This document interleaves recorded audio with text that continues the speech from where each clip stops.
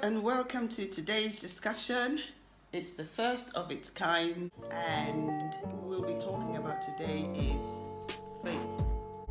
What faith is, benefits we derive from having faith. Right, okay. So I'm going to introduce my guest. The camera is closing in on him. I have Mr.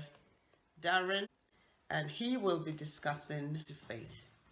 You're welcome to the show. Thank you. Good, it's good to have you.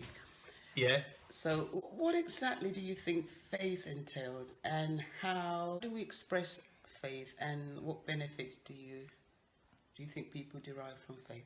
Faith, I believe, means having belief in a higher power. Okay. But faith could easily just be a wide range of things. Believing that which you cannot see, and having that hope but determination to keep on believing despite circumstances or contrary circumstances.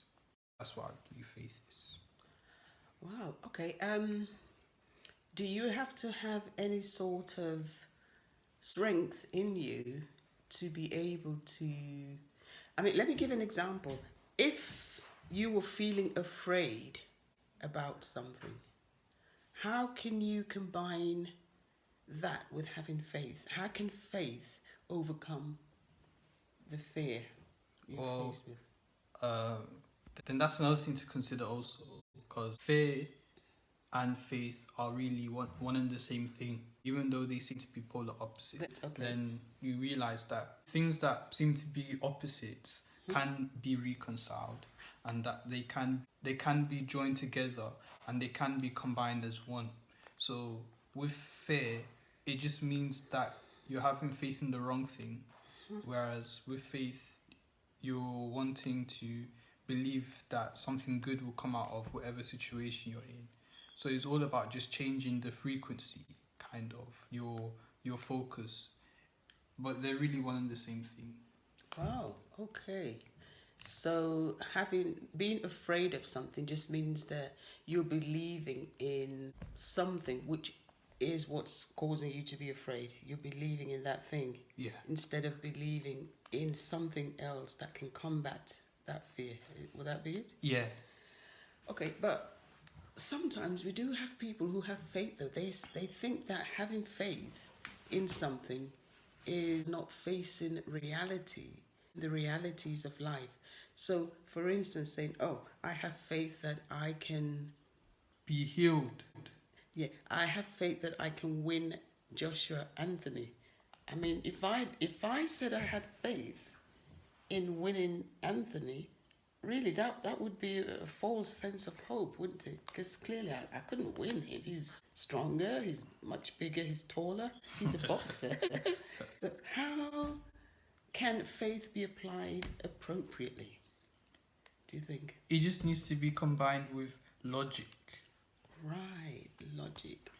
And then it all makes sense, and then there's no room for either confusion or things that just don't make sense. You just all come together, because there are a lot of things that logic can explain, but there are a lot of things that faith can do that logic can't do either. So I think they work together, just like the brain hemispheres that we have, the left brain and the right brain, two different sides of the brain, they work together. Yeah. And the same with your eyes, work together. They have to work together. Otherwise, if one is just working, then and the other isn't. Although you'll still be able to see with that other eye. Yeah. But it's not going to be the same as having two eyes. Sure. You're just going to have that one. You can live with it, but it's not going to be this. It's not going to be. You'll miss out the other side. The same with having faith and logic. You can't just have one without the other. Sure.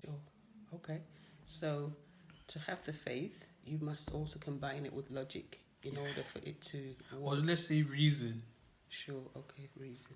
They mean the same thing anyway. Yeah. Okay. We're going to take a little break, and we'll be back soon. Thank you, Mr. Darren.